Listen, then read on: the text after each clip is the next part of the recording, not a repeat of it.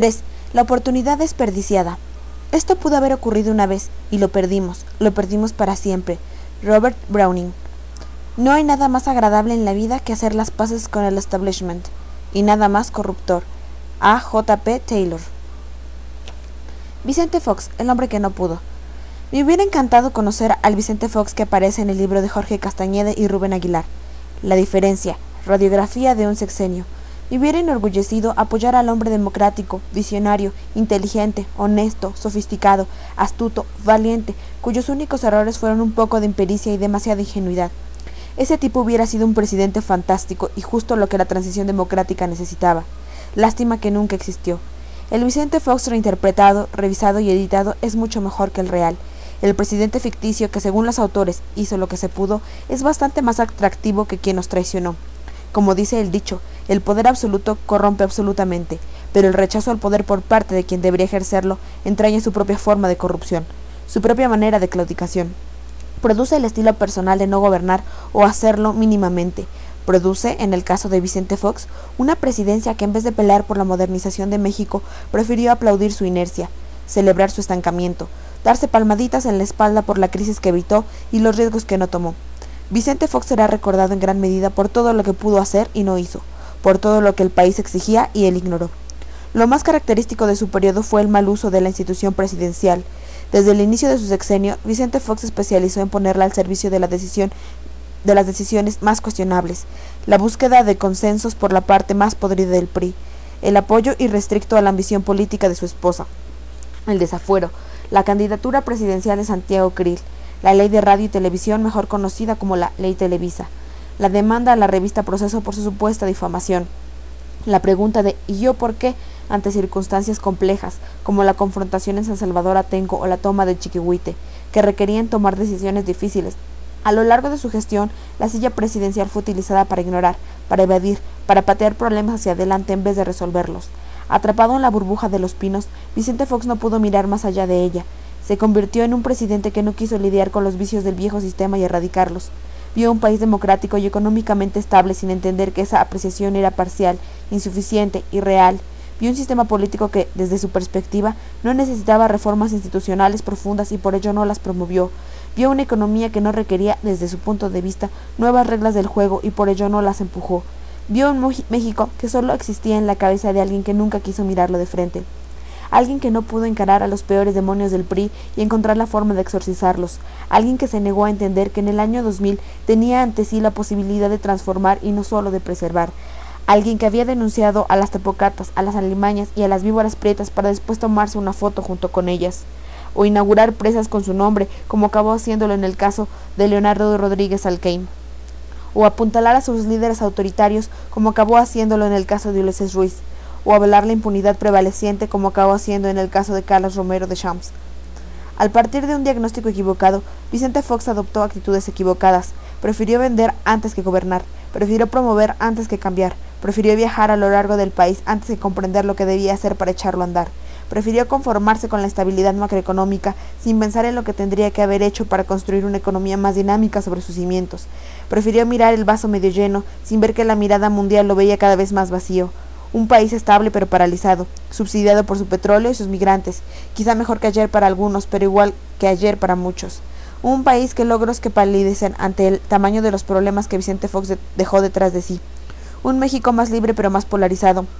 Un México con más crédito pero con más crimen.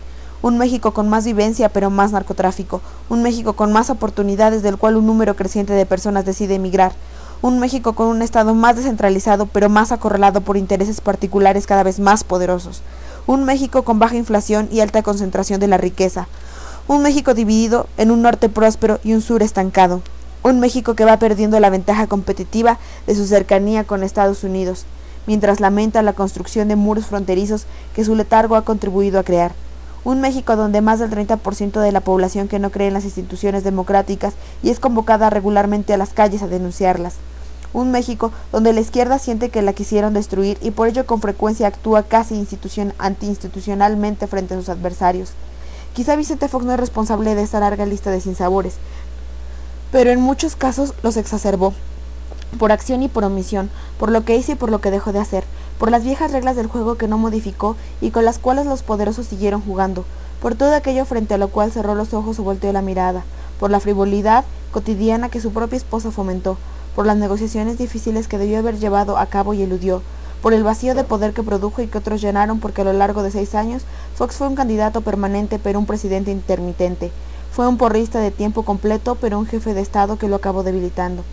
Y ese probablemente es su peor legado, un Estado que en rumbos cruciales ha perdido la capacidad para hacerlo, un Estado que, en teoría, se erige para proteger la seguridad de la población, pero hoy no puede asegurarla, un Estado que, en teoría, existe para gobernar en nombre del interés público que ha sido rebasado por los intereses fáticos, un Estado acorralado por las fuerzas que debería articular pero frente a las cuales, con Fox a la cabeza, se rindió, un Estado arrinconado por los múltiples centros de veto que constriñen su actuación, los monopolistas rapaces y los líderes sindicales atrincherados y las televisoras chantajistas y los empresarios privilegiados y los movimientos sociales radicados y los priistas saboteadores que ofrecen pacto para solo mantener las cosas tal y como están.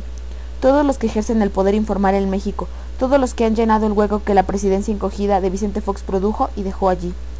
Vicente Fox seguramente justificará su herencia con el argumento de la presidencia democrática, dirá que decidió acotar su poder y se alabará por ello, dirá que decidió quitarle protagonismo a la presidencia y argumentará que hizo bien, dirá que México necesitaba terminar con el presidencialismo exacerbado y él lo logró. Argumento tras argumento demostrará lo que no entiende y nunca entendió. Sus críticos no le exigieran que fuera un presidente imperial, sino que fuera un presidente eficaz. No le exigían que se comportara como un dictador, sino como un líder. No le exigían que exigiera el poder de manera arbitraria, sino que lo exigiera y punto. Pero Vicente Fox una y otra vez confundió la autoridad legítima de cualquier presidente en cualquier democracia con el autoritarismo. Pensó que si actuaba con firmeza sería catalogado como un priista. Creyó que si usaba sus atribuciones sería denostado por ello. Para no excederse, optó por no actuar. Para evitar la crítica que sus acciones podrían generar, evitó llevarlas a cabo. Respetó tanto a los otros poderes que eludió ejercer el propio. Obsesionado en no parecerse a los presidentes priistas que tanto criticó, acabó emulando a los defensores del status quo. Acabó defendiendo lo que en la campaña presidencial denostó. Acabó disminuido en la misma silla del águila que había ofrecido desmantelar. Acabó siendo un hombre que llegó al poder prometiendo cambiar lo más elemental de su ejercicio, pero solo lo encogió y para mal de la presidencia, para mal del Estado y para mal del país. En el texto Reflexiones al término del mandato, que Vicente Fox diseminó en los últimos días de su sexenio, dice que trabajó al límite de sus fuerzas, con todas sus capacidades, y tristemente tenía razón. Hizo todo lo que pudo dada la persona que es, el personaje necesario para sacar al PRI de los pinos, que dio para poco más, el presidente que salió relativamente mejor librado que sus peores predecesores, pero eso es poco decir.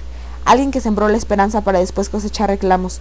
Al juicio de la historia le corresponderá aclarar si la presidencia desilusionante de Fox se explica por constricciones estructurales al margen de su temperamento, o si él mismo las exacerbó por miedo o flojera o ausencia o audacia o falta de experiencia.